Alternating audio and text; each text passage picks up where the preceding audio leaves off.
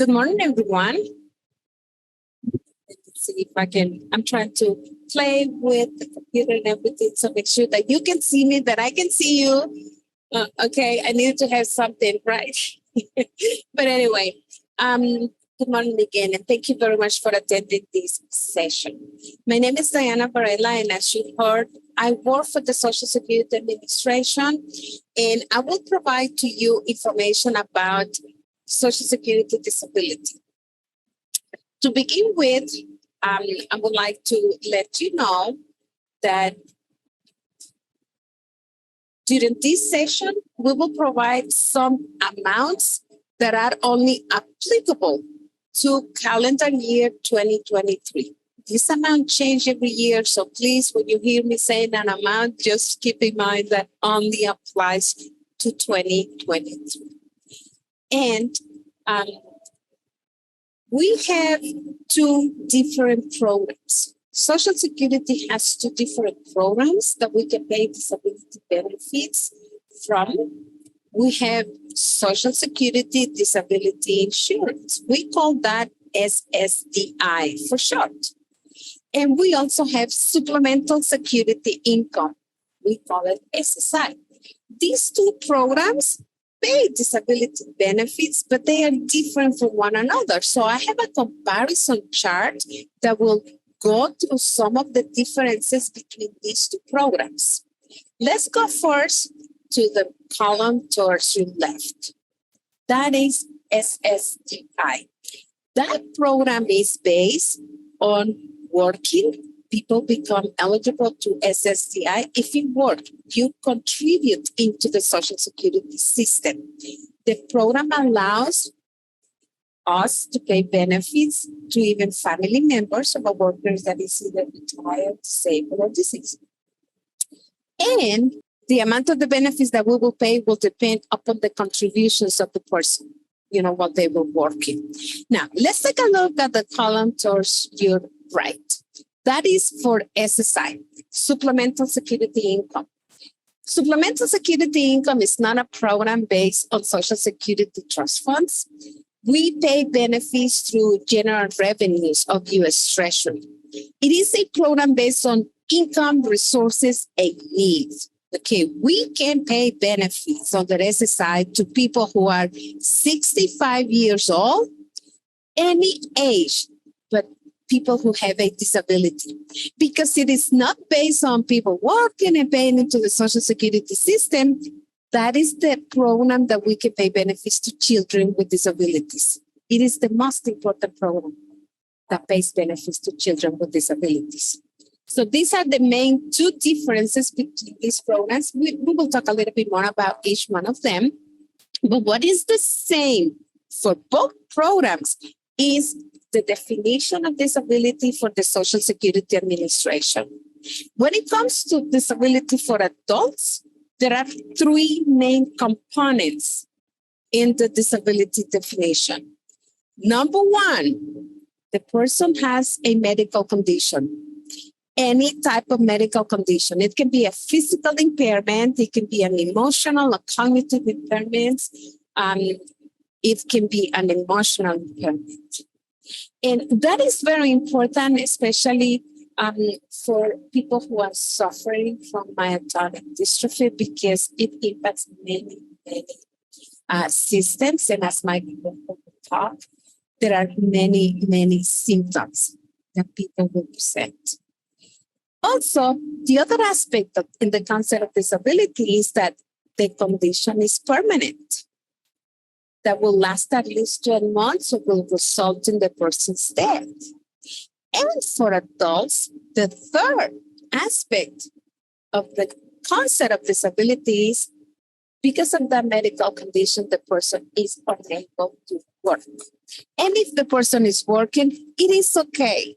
But for as long as they work and have earnings less than $1,470 a month, or for those who are applying for disability because applying is $2,260. Now, in regards to SSDI, how do you qualify for SSDI? You have to work, pay taxes, you get what we call credits. A credit is really a measure of work. We have to measure your work activity to determine if you have worked enough, paying into the system.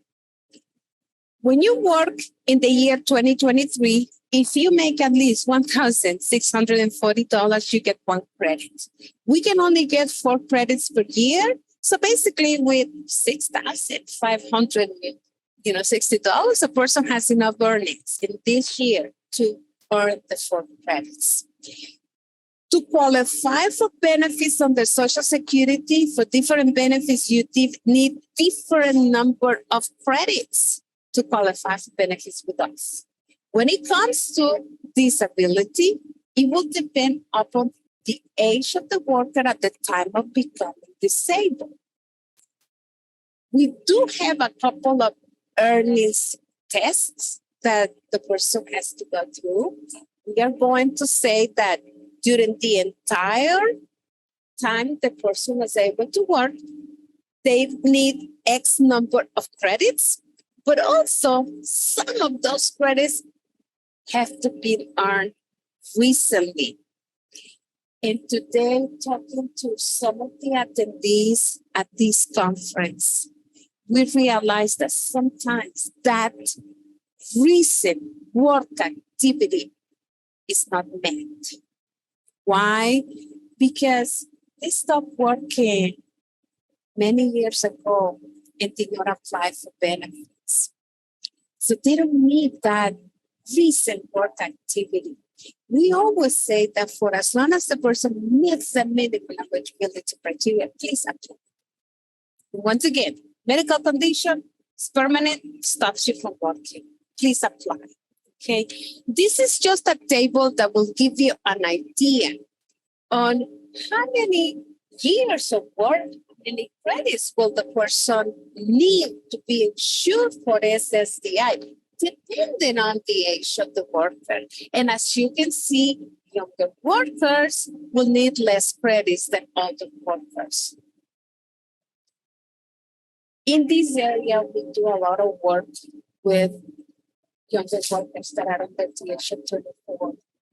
And what we experience is that some of them service members that enlisted in service, and with just 1.5 years of work under the age of 24, you qualify for Social Security benefits. So it's very little. And for people who are suffering from myotonic dystrophy, we have talked also with some parents here today saying my child is 23, has done a little bit of work. Can my child qualify for these benefits? Of course, if they have done under 24 years old, the requirement is you must have worked at least 1.5 years. Okay, so please a call becomes the place.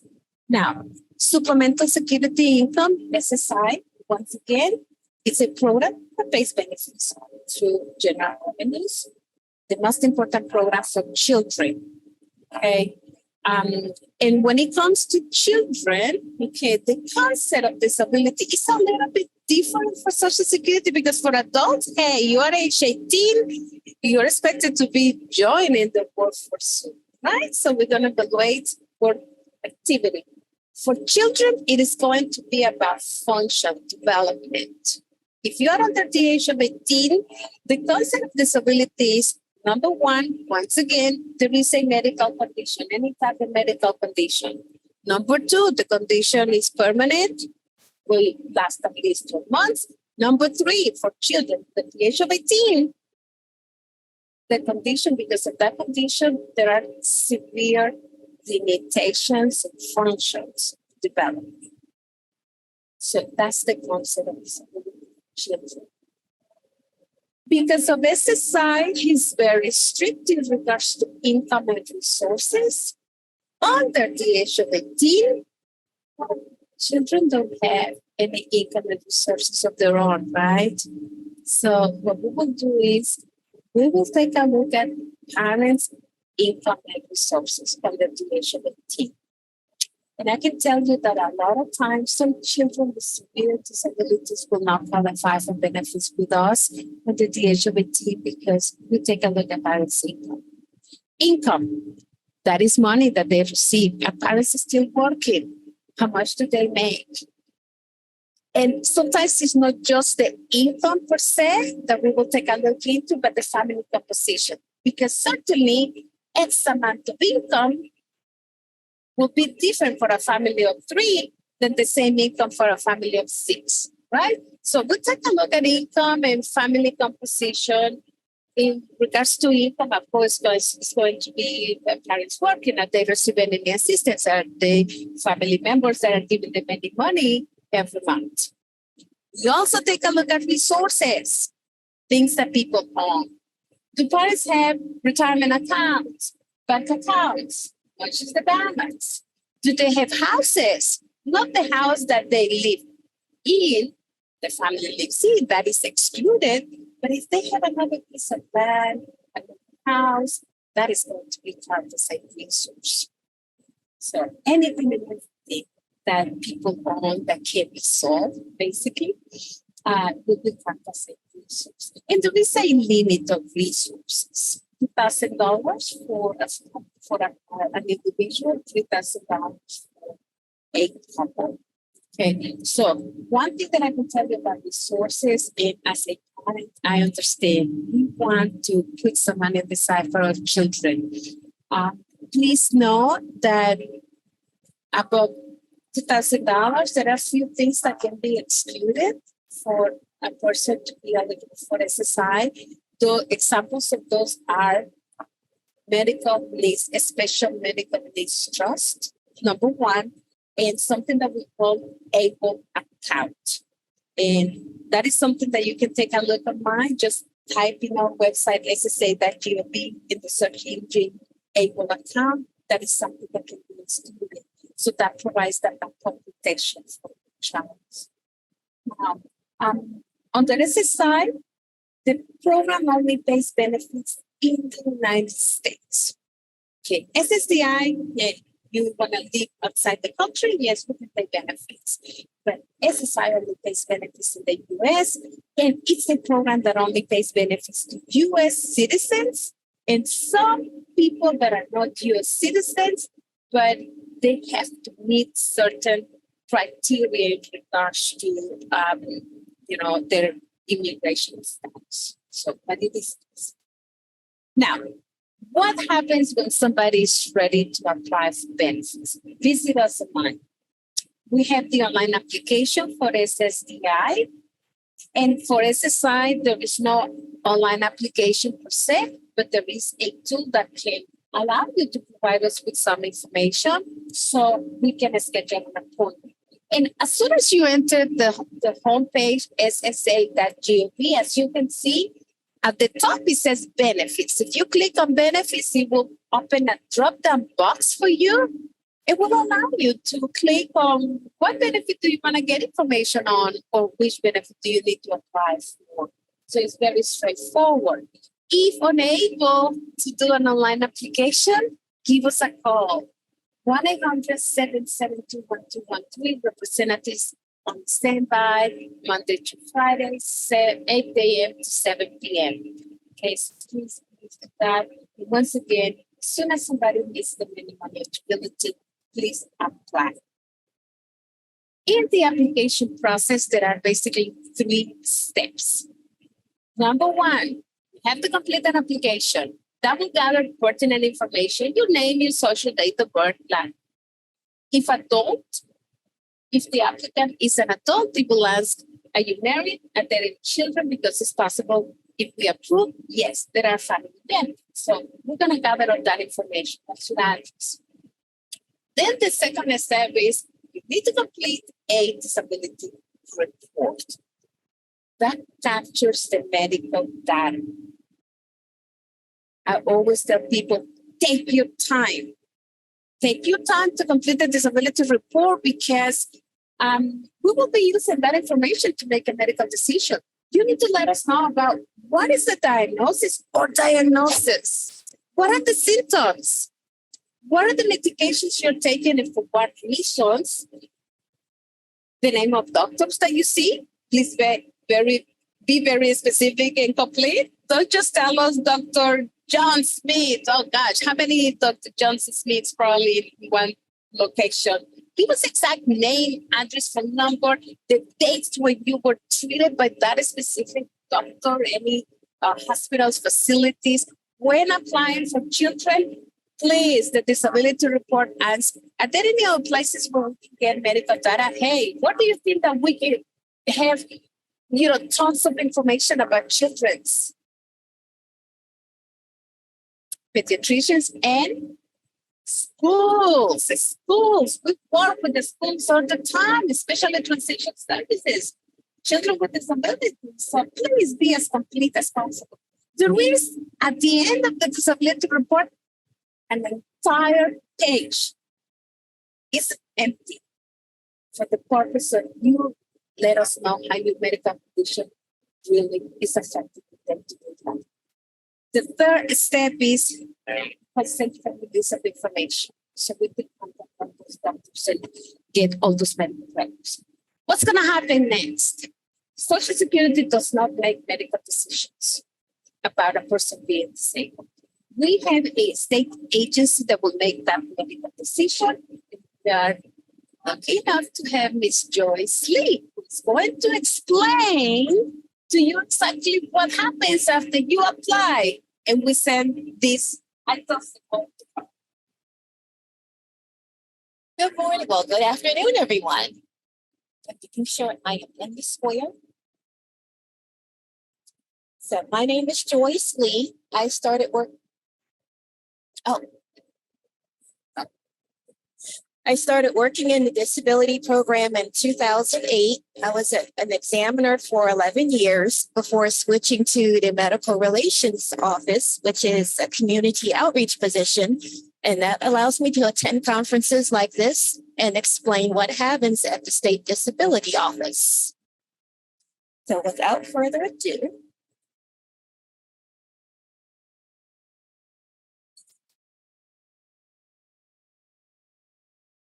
so once we receive the claim in the disability office, it's assigned to a disability examiner, and I'll pretend like that's me. Ideally, I need to call you and get all of your doctor information, everywhere you've had a hospitalization, any outpatient treatment, rehabilitation, any therapist, any psychiatrist. And if you are a parent of a child, I need to know what school the child attended. And the more thorough the information is, the better chances of us making a good decision. Once we get all of the records, we may determine we don't have enough information. So we will set up a psychological exam or a medical appointment for you with a disability doctor. And it could be any type of doctor, internal medicine, neurology. Sometimes we get x-rays. Sometimes we order lab work. And then once we have received the reports from the disability doctor and review all of the medical records, we look at what Social Security calls the listing of impairments. This is the fancy term. The listing of impairments describes for each major body system, impairments considered severe enough to prevent an individual from doing any gainful activity, or in the case of children under age 18 applying for SSI, severe enough to cause marked or severe functional limitations. In layman's terms, the listing of impairments addresses 14 body systems. And we look at those medical records and see which body system can we possibly allow benefits.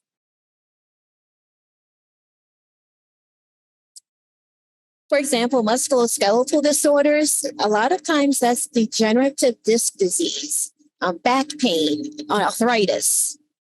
For special senses and speech, that's our eyes and ears. But some people suffer from glaucoma, cataracts.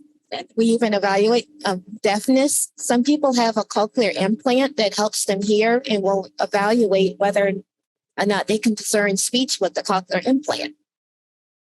We have respiratory disorders, cystic fibrosis. Some people get lung transplants for the cardiovascular system.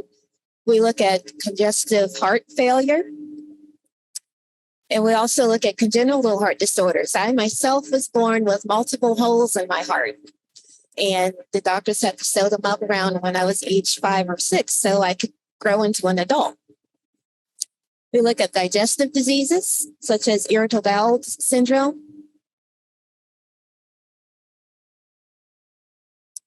Kidney disorders such as dialysis or a kidney transplant. Hematological disorders such as sickle cell, blood cancer, bone marrow malfunction. Endocrine disorders like diabetes and thyroid. Mental disorders, it can be depression, psychosis, schizophrenia, ADHD, autism. There are many things that can fall under mental disabilities. Genetic disorders, well, one example is Down syndrome. And as I've recently learned, myotonic dystrophy. Neurological disorders such as stroke and Parkinson's disease.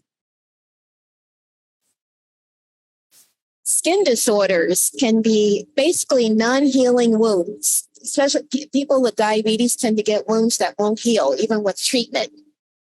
And there's non-healing ulcers or maybe a burn that won't heal. Cancer affects every body system. And then there's immune disorders like HIV and lupus. Now for children, we send a packet to the school called a teacher questionnaire, and we ask them about all 6 of these domains. Basically, we're looking for how a child functions in comparison with their peers in the same age group. And we also want report cards. We want to know if they're receiving any special education services. We want the individualized education plan, 504 behavioral plans, speech and language therapy, occupational therapy, on all the information we could possibly get from the school. It's very helpful when parents get that information for us because sometimes the teachers are overwhelmed and we won't get that anything from the school. We'll have to keep calling and following up. Sometimes they'll pass our packet around to different teachers because nobody knows what to do with it. But when we get a parent involved, that's when we'll start getting information. And just to quickly go over these, acquiring and using information basically addresses how well a child applies what they have learned. Attending and completing tasks refers to how much time a child needs to complete an assignment. Do they get easily distracted? Some children with ADHD, they won't maintain attention enough to complete an assignment. Interacting and relating to others. Does the child follow rules? Do they have friends or are they getting into fights? Do they run out of the classroom? Moving about and manipulating objects. That's where we look at hand-eye coordination. And caring for yourself. We want to know, does the child, do they advocate for themselves if they need something? For example, some children, because of their disability, they may not say they have to go to the bathroom. So they'll just go in their chair in the classroom. Health and physical well-being relates to whether or not the child is taking their medications. So after we assess all of the medical records and if applicable school records, we make a disability decision. We look at those 14 listings that I mentioned earlier to see is the condition severe enough to allow for benefits. If it is, then the benefits are allowed. But if not, there is another way we could possibly allow benefits. And that's where we look for the residual functional capacity. The residual functional capacity is basically what can a person do in spite of their limitations. And in an 8-hour workday, 5 days a week. So a lot of people with back pain, they have trouble with sitting and standing. They have to sit for a couple hours and they have to stand up. They have to move around. We'll look at how much someone can lift and carry. The people who used to be able to lift 50 pounds and now they lift 10 pounds. that may affect what work they can do. We'll look at crouching and crawling. This is particularly applicable to people who work in construction, mechanics, bus drivers, anyone who has to do any kind of crouching and crawling. Can someone push and pull? Can they climb stairs? How frequently can they climb stairs? We also look at mental health. That basically, how can someone adjust to the workplace? Are they getting along with their supervisor? Are they following instructions? Can they relate to their coworkers? Can they come to work every day on time? Can they understand and remember and carry out instructions? And as a psychologist would review the information to determine how much work stress a person can tolerate.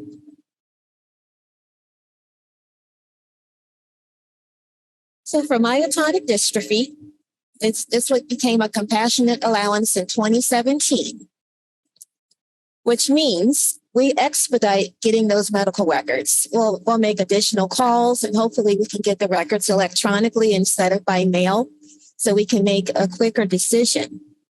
Social Security has about 287 conditions or illnesses that are considered compassionate allowances. And myotonic dystrophy is one of them. And some of the symptoms that we look at are like muscle weakness, and every single one of these can be related to our listing of impairments. Muscle weakness can relate to musculoskeletal disorders. Breathing difficulties relates to our respiratory listings. Difficulty swallowing and digestive disorders, it relates to the digestive system. Cataracts affects our vision. That's our special senses listings. Cognitive disabilities like attention deficit, apathy. We also will do some IQ testing that relates to our mental disorders. Heart difficulties, arrhythmias, and congestive heart disease. Well, that will be follow under our cardiac listings. And like we've mentioned many times already, medical records are critical for making a disability decision.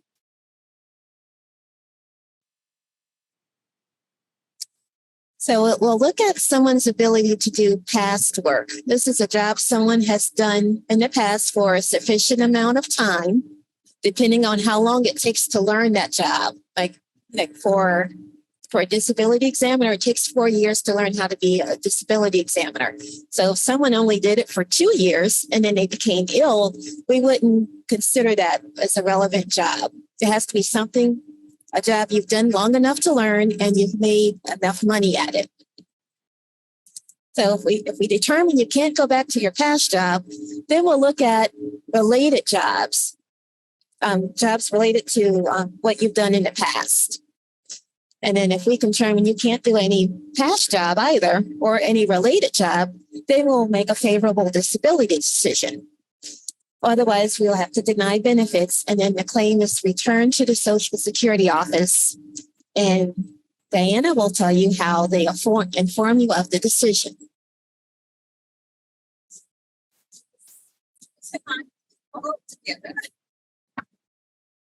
Okay, so as you heard Joyce, through all the processes they go before they actually either allow or deny a claim, now probably some of you already have the answer why it's taking so long, right?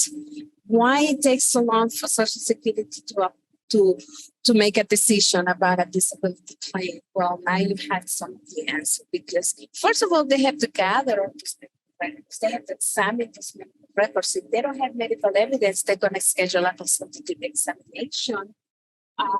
You heard that sometimes the school don't give the records back. So that is the reason why we have compassionate allowances. Once again, as she said, on the compassionate allowances, the processing time to be less than other medical conditions. So once we get that decision made by Disability Information Services, if approved, we are going to start paying the benefits. Okay. If denied, One thing that I can tell you is that there is a process where you can appeal. Any medical decisions that we make or you claim can be appealed. Either we did not find you disabled, either you disagree with the date that we say that you became disabled. There are 4 levels in the appeals process. After an initial application is denied, if denied, you can request a reconsideration. With a reconsideration, we toss the ball back to Joyce's office at DDS. However, a new team that was not involved in the first decision is going to take a look at the claim once again, from the very beginning, from scratch. If they once again deny the claim, then the person, the applicant, can apply, can request a judge, a hearing with a judge, and it can take a while for every step. It can take a while to get a request for the hearing, a hearing schedule. But if the judge also denies the claim, then there is one more step, which is the appeals process. The council, it goes to the appeals council. They will review the judge's decision. They will review the evidence. And if at that level the claim is also denied, the applicant has to write to actually bring the case to the district court. At every step in the appeals process, the person has 60 days to appeal. And of course, we take into consideration 5 more days because of mailing. So basically 65 days, including the mailing time. And what I can tell you is that, and today we met somebody actually that just got approved at the hearing level. One thing that I can tell you in regards to reconsideration and the initial process is that, as you heard from Joyce, sometimes they will talk to the applicant, but a lot of times they are just reviewing medical evidence, gathering medical evidence. At the hearing, the person has the right to go to the hearing as part of the time. So that is why it's so important that when completing a disability report, give us a clear picture of how the medical condition is impacting your day-to-day life. That's what I was saying. Now, there are other things that we have to consider so we can answer questions. Benefits for family members. Okay? Social Security has benefits for family members. Most people tend to believe we only pay benefits when the worker is deceased. That is not so. We pay benefits to family members of workers that are retired, disabled, or deceased. I have another comparison chart for you. As you can see from the column towards the left, if the worker is alive but receiving retirement or disability benefits, we can pay benefits to spouses. Spouses of any age who have children in care. And children in care for us is children under the age of 16 or even adult children, any age if they are disabled and became disabled before the age of 22. A lot of times today we met so many people, very, very inspiring stories sometimes. But we met some spouses that have stopped working because of myotonic dystrophy, and they are also taking care of a child. So yes, there are benefits for those spouses taking care of a child, but also we pay benefits to spouses at the age of 62 or even full retirement age for the full amount. And by the way, the full amount of the benefit is going to be an amount equal to 50% of the worker's full retirement age amount. If the worker is getting $2,000, a stay-home spouse who stay home to take care of a child with a disability will get $1,000 at full retirement age. That doesn't take anything from the worker. Those are benefits in addition to the benefits we bring to the worker. Of course, we pay benefits to spouses of deceased workers. widowers benefits, once again, any age, if there are children in care, or even 60 years old, or even 50 years old if disabled also. And as you can see, the rate of benefits that we pay when the worker is deceased is much high. It can be anything from 71.50 to surviving spouses at 60 or even 100%. We also pay benefits to divorced spouses. And the benefits that we can pay to a divorced spouse will not impact at all the benefits we pay to a current spouse if the worker is remarried. There are other requirements for a divorced spouse, and those are they were married to the worker for 10 years, be divorced by 2 years, and be single at the time of application. That means that this divorced spouse can get remarried again. And if divorce is the second spouse, hey, it's eligible once again to those spouse benefits. We pay benefits to children, a very important benefit. We pay benefits to all children under the age of 18, children between 18 and 19 if they are still in high school full-time attendance, any age. If they are disabled adult children that became disabled before the age of 22. So when it comes to myotonic dystrophy, once again, as soon as a child meets the minimum eligibility, please apply. Because it's very important to have that diagnosis, to establish a record that your child became disabled before the age of 22. So we can provide as parents that protection for the future. The amount of benefits that we pay to children, once again, when the worker is alive, it is going to be an amount equal to 50% of the worker's full retirement age amount. So if you have an online account and you have access to your Social Security statement, and your statement is telling you at full retirement age, we're going to pay you $2,000. If you have a child with a disability, an adult child that became disabled before the age of 22, your child is going to get $1,000 in benefits. So it's very important, please, to contact us. All of this information can be accessed online at ssa.gov. Once again, you can always call us at the toll-free number, 1-800-772-1213. When it comes to benefits for survivors, okay, same requirements for children, but the benefit rate is higher. We can pay 75% if the worker is deceased for survivors. So it's always higher for survivors. Disability benefits come with medical benefits as well. Because these two programs that we pay disability benefits from are different, right? One, SSDI, is for people who have worked. So they can get eligibility to Medicare. Most people believe that Medicare is only for those who are 65 and older. And that's true. Most of our beneficiaries, because that's the starting age for Medicare, 65 years old. But we also provide Medicare to people of any age if they are receiving disability benefits for 2 years. There is a 24 months waiting period, but yes, there is Medicare, medical coverage. We also give Medicare to those who are on dialysis because of kidney failure. They can get Medicare 3 months after they start dialysis.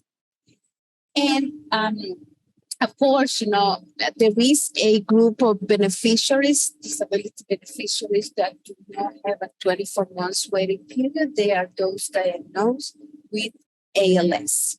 With Lou Gehrig disease, we start Medicare coverage as soon as they are entitled to a benefit from us. SSI comes with Medicaid coverage. In some states, it is automatic. They don't even have to apply. But in some other states, the eligibility is automatic. The entitlement, they still have to contact the Medicaid office in the local area. But For people receiving SSI, that would be the medical insurance. And in some cases, it is possible that Social Security pays SSDI and also SSI. It depends on the benefit amount. On the SSI, there is a federal benefit rate. Every year, it is determined how much is the full amount of the SSI payment. This year, $914. That's the full amount. Some people might receive less if they are given, like somebody's giving them food and shelter. Like, for example, after the age of 18, remember that for SSI, under the age of 18, we're going to take a look at parents' income and resources. But at the age of 18, even your child is living with you and you are providing food and shelter, your child can be eligible to SSI. However, they might not get the full amount, 914 in 2023, because if you're giving them food and shelter, we're going to deduct some of the benefits, 1/3 of the full amount. But yes, they can get benefits. But the important factor is the eligibility to Medicaid. And as I said, since SSI is $914 this year, if we have somebody that is receiving SSDI, and the amount is less than $914, it is possible that somebody gets SSDI and also SSI. Okay. Let me give you an example because I'm like looking at you and you were being. Okay, let me give you an example. Somebody that is a young worker that is disabled receiving SSDI because, work a little and we can still pay SSDI. Let's say that this person is getting $600 in SSDI benefits. Well, hey, SSI amount is 914, right? Oh, we can supplement. The person still gets $600 SSDI. We pay a difference to bring the person up to 914, right? So the person can get another $314 in SSI, and actually we add another $20. The person in total can receive $924. So it is possible to get SSDI and SSI. Also, one thing to let you know is that we have what we call a representative. That is, we appoint somebody to manage benefits for those who are able to manage the benefits themselves, either because they are age 18 and under. We don't make payments, direct payments to children. So they must have a representative, but we also recognize that some adults might need a representative to help them manage the benefits. And in the application process, the applicant has to give us the names of 3 people that can become the representatives in case either it's a child or it's an adult that might need representation. So once again, remember that all of the amounts that we discussed are only applicable to the tax year 2023. And once again, on behalf of Social Security, we really would like to say thank you to the Dystrophy Association for providing us. We're very glad that we are here sharing information with you, that we can answer the questions. We'll be here for the rest of the day. We have a table downstairs with information and ready to answer your questions if we don't have time to answer them right now. But for right now, we're ready to answer questions. So anybody? Yes, sir. Thank you. We have an adult son who's working and he's paid enough quarters in. He will be disabled in the next few years, probably. So when that happens and he gets on SSDI, can we also still gift him money? Can he have an ABLE account? Is that any reason to have an ABLE account? And when we pass and he's in our inheritance, can he get that inheritance without threatening his SSDI? SSDI is a program based on you work, you get eligibility. We don't mind about your income and resources. So he can get inheritance. You can have not even just the ABLE account, but another account with another $100,000 in the back, and it doesn't matter for SSDI. For SSI, it certainly matters, but not for SSD. Medicare. Correct. So you're more than, thank you. I have 3 questions. The first one, if the descendant is over 18, are the school reports required for SSDI? Yes, some of the people are in school until age 22 or even age 24, depending on your disability. So any information we could get from the school will be shed light on your condition. Okay. So, for example, if a child's in college, their senior year, they're 24, do you go back to the high school or do you want the college? If they're getting services in college, we want the college report. We want to Okay. know their current functioning. Okay, great. The second question I have is, how does SSDI apply to part-time work? Can they work part-time and apply for SSDI to supplement? I think you said yes. Yes. Okay. And then my third question is, do you need a doctor's letter? Well, we need medical records. So a doctor's letter can be considered part of the medical records. Okay. Do you As long as it's subpoena on- those medical records, or do we make arrangements to get? And we would send a letter to the doctor with a release. Whenever someone applies for disability, we have them sign what we call an 827, which is a medical release form, and we send it to the physician, and they can send us a medical opinion. They can send us some treatment notes, whatever they want to give us. Okay. And you mentioned also hospitalizations. Hospitalizations, Okay. any therapy, Okay. mental health treatment, anything that will help. Thank you.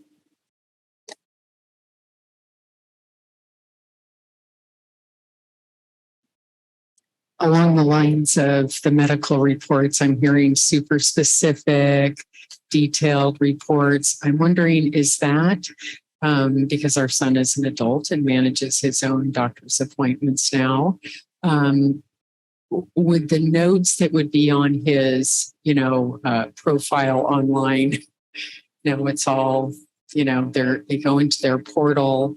Is that the kind of information, or are you encouraging patients to keep separate records of their appointments? Because now our son has been with a couple different insurance companies, and I worry about his ability to collect all that information because executive functioning can impact people with myotonic dystrophy. So my question is, do you encourage people to keep their own records also of those appointments, or is whatever the doctor is maintaining enough? You mean their own medical records? Sometimes that's best because we can process the claim more quickly if they have copies of their own medical records and they take them to the local Social Security office, and we'll get those records immediately as opposed to sending out a request and waiting 2 or 3 weeks. Hi, so I am going to be applying for an adult child who probably could not gather all this information or fill out the forms or even do the intake call the follow-up call that would be happening. And I would probably be a representative payee or her father. Is it fine? Is that typical that someone can just, from the very beginning of this process, be an aid to the person who is applying? Yes, as long as you tell the Social Security office that you're the representative payee. Otherwise, we can't talk to you.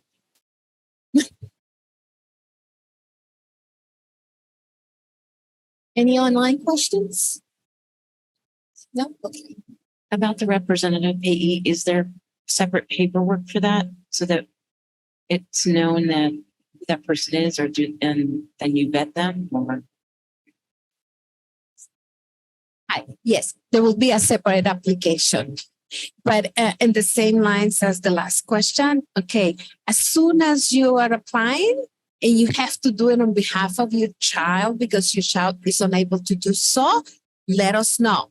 because we're going to write remarks and we are going to send, when we send it to Joyce's office, we're going to say, hey, we need a determination on this. If this medical condition is so severe that, the person, no, we know that needs a representative. But there is a separate application directly with Social Security. We will have to determine, because there are background checks that we're going to do, of course, and so on and so forth. One thing that I can tell you, okay, in regards to the first contact with Social Security, as I said before, let us know, please, that you will be assisting your child in completing the application, so we can start that process for you. And also, when it comes to the application process, okay, and thank you that you mentioned the attorney. A lot of times people ask us the question, do I really need to have an attorney to get this claim process, this claim approved? It's a personal decision, that I can tell you. When there is a condition that really impacts an adult to the ability to work, or for a child present severe limitations, okay, for as long as you give us the information on how that condition really impacts ability to work for adults or function for children, I will say there is no need for an attorney. You still have the right to get an attorney if you want to. And when you mention also medical records, okay, I always tell people applying for disability, do you have any upcoming doctor's visits? Because your doctor can write a letter, a summary of what is your prognosis, the diagnosis, any medications, side effects of medications sometimes are very important, because some of them can be very, very debilitating in some cases. Okay, so we also have an online question. Since DM is a progressive disease, if I apply and am denied at all levels, does that mean I cannot apply later, such as when they are even more severely disabled? And this will be our last question. I apologize, but we will have time to network later. Yes, you can go ahead and reapply as many times as you need to. Thank you. All right. Thank you everyone for attending this session, and thank you so much to our speakers for a lovely session.